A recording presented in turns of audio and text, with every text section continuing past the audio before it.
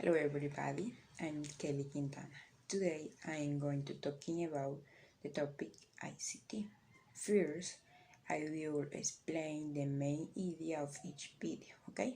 In the video number 1, the main idea is that gear is to explain about ICT and why it's important to use its tools in education.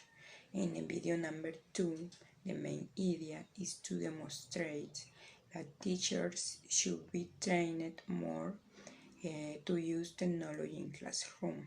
Second, compare and contrast.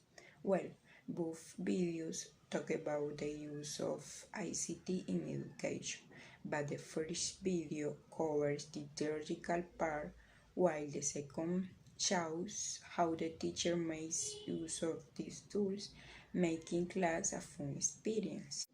Finally, I think that for better use of Tics or ICT in the classroom, teachers should be trained in the use of their tools, research, duties, and discover everything that can be achieved with them. Moreover, set goals and intern limits when using them, since they are a tool that we can take advantage of.